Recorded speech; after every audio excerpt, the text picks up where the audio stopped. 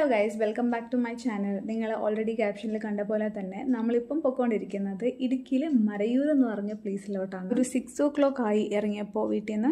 പക്ഷേ 6-ന് ഇറങ്ങിയിട്ടും നമ്മൾ ബാംഗ്ലൂരിൽ തന്നെ ഒരു 2 hours സ്റ്റക്കായി പോയി. അത് ഓൾറെഡി നിങ്ങൾ യൂട്യൂബ് ഷോർട്സിൽ കണ്ടു കാണും. കുറേ പ്ലേസ് ഷോർട്ട് ലിസ്റ്റ് ചെയ്തിട്ട് അവസാനം ലിസ്റ്റിലില്ലാത്ത മൂന്നാറിലാണ് നമ്മൾ എൻഡ് ചെയ്തത്. ശരിക്കും ഒരു മലയാളിയായിട്ട് ഞാൻ ഇതുവരെ മൂന്നാറിൽ പോയിട്ടില്ല. ഞാൻ ആദ്യമായിട്ടാണ് മൂന്നാറിലോട്ട് പോകുന്നത്. പിന്നെ ഞാൻ എപ്പോഴും പറയുന്ന പോലെ തന്നെ ഞാൻ കണ്ണുകൊണ്ട് കണ്ടത് ക്യാമറയിൽ കിട്ടിയിട്ടില്ല ഗൈസ്. അടിപൊളി വ്യൂ ആയിരുന്നു.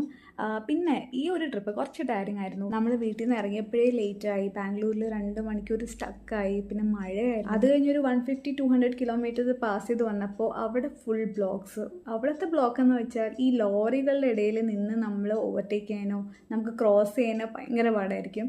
സോ അതുകൊണ്ട് തന്നെ നമുക്ക് എത്താനും കുറച്ച് ലേറ്റായി. പിന്നെ ഈ ഒരു റോഡിൻ്റെ പ്രത്യേകത എന്താണെന്ന് വെച്ചാൽ ഇൻ കേസ് ഓപ്പോസിറ്റിൽ നിന്നൊരു വണ്ടി വരുവാണെങ്കിൽ നമ്മുടെ വണ്ടി സൈഡിലാക്കാതെ മറ്റേ വണ്ടിക്ക് പാസ് ചെയ്ത് പോകാൻ പറ്റില്ല. ഈ വീഡിയോയിൽ പറഞ്ഞ പോലെ തന്നെ ലിസ്റ്റിലില്ലാത്ത പ്ലേസിലോട്ടാണ് നമ്മൾ പോയത്. അതുകൊണ്ട് തന്നെ അവിടെ എത്തിക്കഴിഞ്ഞിട്ടാണ് നമ്മളൊക്കെ ചെക്ക് ചെയ്ത് തുടങ്ങിയത്.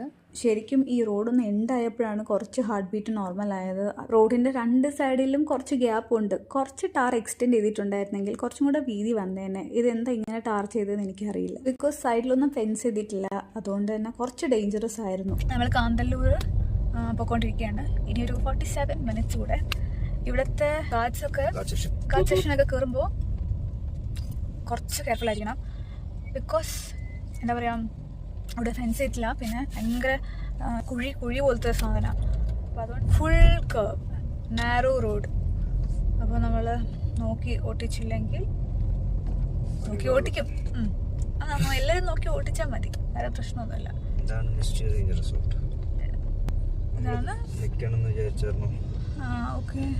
അങ്ങനെ ഒരു ബ്രെത്ത് ടേക്കിംഗ് മൂമെൻ്റ് ഒക്കെ കഴിഞ്ഞിട്ട് നമ്മൾ കാന്തല്ലൂർ എത്തി. ടൗൺ എത്തിയപ്പോഴേക്കും നമ്മുടെ നെറ്റൊക്കെ ഡും. വേറെ ഒന്നും കൊണ്ടല്ല, റിസോർട്ട് എത്തുന്നവരെ നമ്മുടെ 2 പേരുടെ ഫോണിലും നെറ്റില്ലായിരുന്നു. നമ്മൾ പോകുന്ന റൂട്ടിൽ കണ്ടുകൊണ്ടിരുന്ന വ്യൂ ഒക്കെയാണ് ഇത്. സോ ഇതിൽ തന്നെ നിങ്ങൾക്ക് മനസ്സിലാവും എത്ര അടിപൊളിയായിരുന്നു വ്യൂ ഒക്കെയെന്ന്. നമ്മൾ സ്റ്റേ ചെയ്ത മഡ് ഹൗസിൻ്റെ വീഡിയോ ഞാൻ ഓൾറെഡി യൂട്യൂബിൽ ഷോർട്സാക്കി ഇട്ടിട്ടുണ്ട്. കാണാത്തവർ പോയി കാണാം. പിന്നെ ഈ കാണുന്ന മൗണ്ടൻ ആയിരുന്നു നമ്മുടെ ബാൽക്കണി വ്യൂ. നമ്മൾ സ്റ്റേ ചെയ്ത മഡ് ഹൗസ് കുറച്ച് ഉള്ളിലോട്ടായിരുന്നു. അവിടെ കൂടുതലും റിസോർട്ട്സൊന്നും ഞാൻ കണ്ടില്ല. ഇത് മറ്റേ കാന്തല്ലൂർ സൈഡായിരുന്നു, മൂന്നാറല്ല, പ്രോപ്പർ മൂന്നാറല്ല. അങ്ങനെ നമ്മൾ മഡ് ഹൗസ് എത്തി. First day in Kanthalloor. So ഇവിടെ നമ്മൾ വന്ന് ചെക്ക് ഇൻ ചെയ്ത് കഴിഞ്ഞിട്ട് ഇപ്പോൾ ഒരു 5:30 ആയി. 6:30 ആയി. നമ്മളിപ്പോൾ ഒന്ന് ജസ്റ്റ് ഒരു റൗണ്ട് എടുത്തിട്ട് തിരിച്ച് റിസോർട്ടിലോട്ട് വരും. അന്ന് സ്കൈ ഈ ഒരു കളറായിരുന്നു, നല്ലൊരു ക്യാൻവാസ് ചെയ്ത പോലെ. ഗൈസ്, ഇപ്പോൾ നമ്മൾ നദുവിൻ്റെ ഫ്രണ്ടിനെ കാണാൻ പോവാണ്. സോ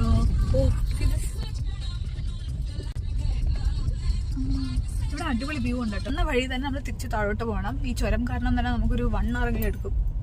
സോ അവിടെ എത്തിയിട്ട് അവിടെ ഇനി വല്ല ഡിഫറെൻ്റ് ആയിട്ടുള്ള വ്യൂസും പോയിന്റുകളൊന്നും കാണുകയാണെങ്കിൽ ഞാനത് റെക്കോർഡ് ചെയ്യാം. ഓക്കെ. വീഡിയോ ഇഷ്ടപ്പെട്ടിട്ടുണ്ടെങ്കിൽ ലൈക്ക് ചെയ്യുക, സബ്സ്ക്രൈബ് ചെയ്യുക. പാർട്ട് 2 വീഡിയോ ഞാൻ വേഗം തന്നെ ഇടുന്നതായിരിക്കും. Thank you so much.